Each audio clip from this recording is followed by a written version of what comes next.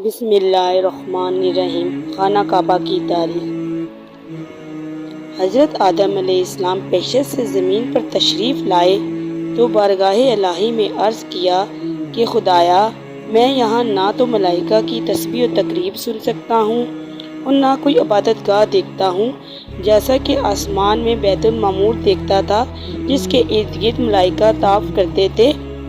جواب الہی آیا کہ جاؤ، جہاں ہم نشان بنائیں وہاں کعبہ بنا کر اس کے ارد گرد طواف بھی کرو اور اس کی طرف نماز بھی ادا کرو۔ حضرت جبرائیل علیہ السلام ان کی رہبری کے لیے ان کے ساتھ چل پڑے اور انہیں وہاں لائے جہاں زمین بنی تھی، یعنی جس جگہ پر جھاگ پیدا ہوا تھا، اور پھر وہی جھاگ پھیل کر پوری زمین بنی۔ حضرت جبرائیل علیہ السلام نے اپنا پر مار کر 7ویں زمین تک بنیاد ڈال دی، جس کو ملائکہ نے 5 پہاڑوں کے پتھروں سے بھرا: کوہ لبنان، کوہ طور، کوہ جودی، کوہ ہیرا اور طور زیتہ بنیاد بھر کر نشان کے لیے چاروں طرف دیواریں اٹھا دیں۔ اس طرف آدم علیہ السلام نماز پڑھتے رہے، اس کا طواف بھی کرتے رہے۔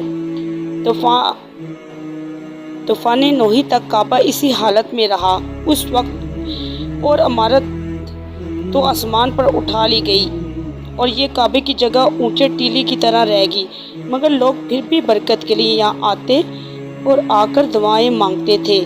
پھر ابراہیم علیہ السلام کے زمانے تک کعبہ اسی حالت میں رہا۔ جب حضرت اسماعیل علیہ السلام و ہاجرہ اس میدان میں آ کر ٹھہرے اور ان کی وجہ سے یہاں پر کچھ آبادی ہو گئی، تب حضرت ہاجرہ کے انتقال کے بعد حضرت ابراہیم علیہ السلام کو حکم ہوا کہ اسماعیل کو ساتھ لے کر یہاں عمارت کعبہ بنائیں۔ اس کی نشانی اس طرح فرمائی گئی کہ ایک بادل کا ٹکڑا بھیجا گیا تاکہ اس کے سائے کعبہ کی حد مقرر کر لی جائے۔ حضرت جبرائیل علیہ السلام نے اس کی سائے کی مقدار کا خط کھینچا اور ابراہیم علیہ السلام نے اس خط پر زمین یہاں تک کھودی کہ بنیاد آدم نمودار ہو گئی اور اس بنیاد پر عمارت بنائی۔